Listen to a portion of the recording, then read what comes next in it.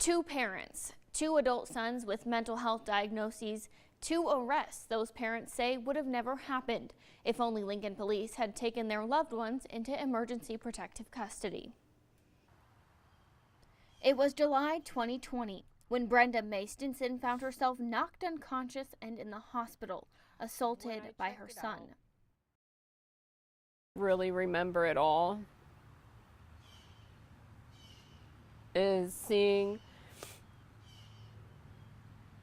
Austin running towards me and yelling like he was scared to none other, that yelling, "I'm not going to let you let them kill me." She tells me her son has severe mental health concerns, and in the days leading up to that attack, Brenda Mae says he was struggling and she was begging police to take him to the crisis center. He was very focused on thinking that I was a vampire, that I was feeding him human meat, that I was, not who I said I was. Police told her at the time Austin didn't meet the requirements laid out by state law that require a person to be imminently dangerous and mentally ill. But Brenda Mae says clearly her son was dangerous. Chris Kristen's story is similar. He says his son was in a mental health crisis and threatening to take his own life when he stole a car and threatened the driver. Just before that happened, Chris, a former Nebraska state trooper, was on the phone with police, pleading for his son to be taken to the crisis center. And I said, "Oh, for the love of God, please, please, EPC him."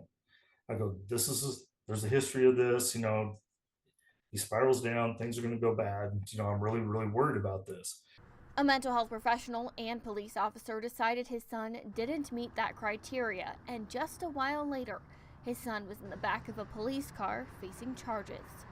There was a way to prevent this from happening, and I feel for the victims. There was two people, one was like a carload, I guess, kids, I think, some teenagers or something like that, the vehicle that he did take, but those people were traumatized.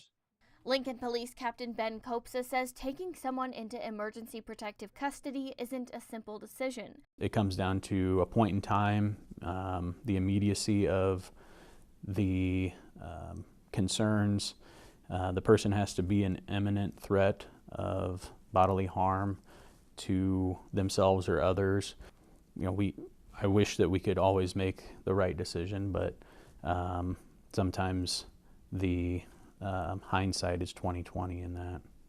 Sean Brennan, a Lincoln attorney who heads up Lincoln's mental health board, which oversees the crisis center, says state law always errs on the side of preserving civil rights.